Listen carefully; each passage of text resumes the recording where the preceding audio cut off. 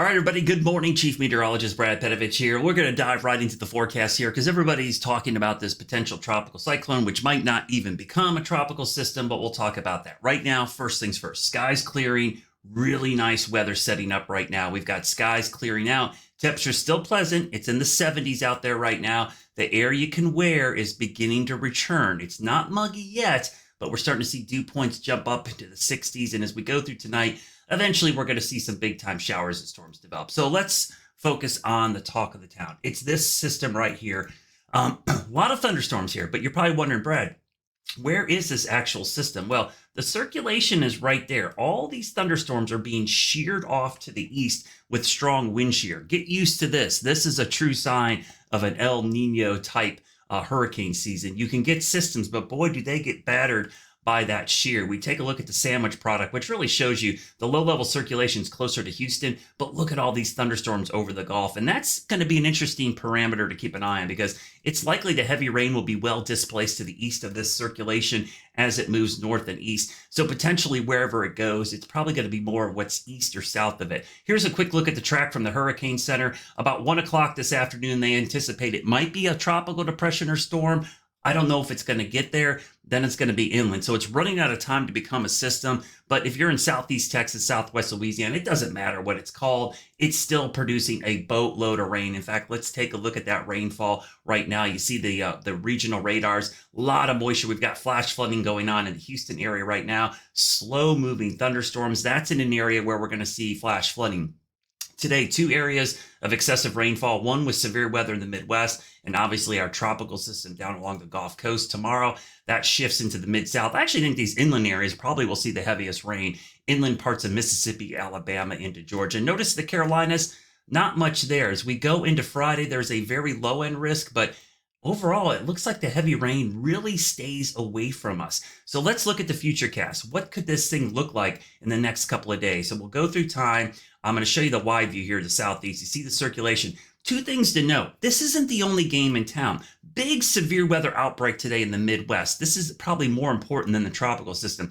This system is heading down at the same time this tropical disturbance is going to do one of these. So it's kind of a race into the Carolinas. So as we go through time, you'll see the moisture from our tropical system here.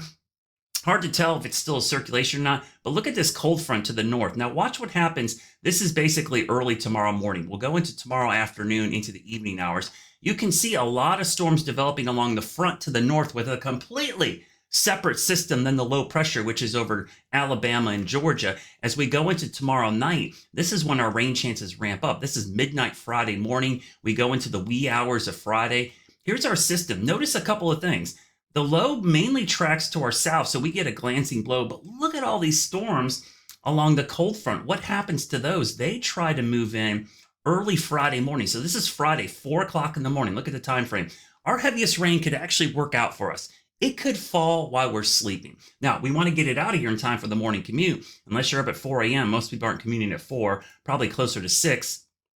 Rain starts to move out. As we get towards 7, 8, look at that. It's out of there. So let me go back and just show you. So this has been the trend lately. Most of the rain falling while we're sleeping and then in or out. So what about winds? You know, there's not much wind with the actual low pressure system when it gets near us. Down near the Gulf it is, right? You see it down there. The wind we're going to see is mainly from the cold front. Look at all the wind generated from the cold front coming in. So tomorrow's a windy day, even without any rain, because of that strong cold front. And then as we go into early Friday, we'll have that front moving through and the low passing off to the south. So you can see some gusty winds, maybe 30-mile-per-hour gust. And then going into Friday morning, the winds will calm down. Now, what's interesting is the low pressure, once it gets off the Carolina coast, there's a chance it could redevelop. In fact, when we look at some of the plots, the ensemble plots, it has the low tracking south of us and then maybe re-emerging over the eastern or western Atlantic, I should say, and maybe strengthening. You can see the forecast doesn't show it getting to a tropical storm at all, but there are some hints it might try to strengthen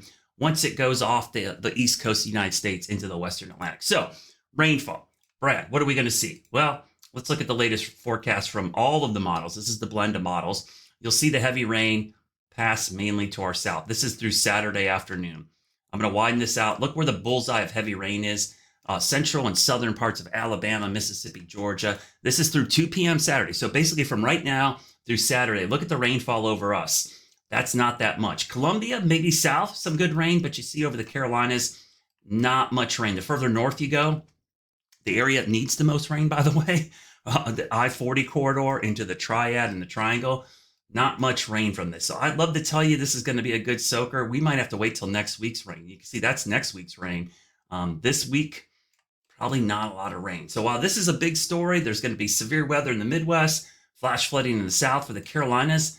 We might miss out on most of this, but stay tuned. It's only Wednesday. This thing will not impact us until late tomorrow into early Friday morning.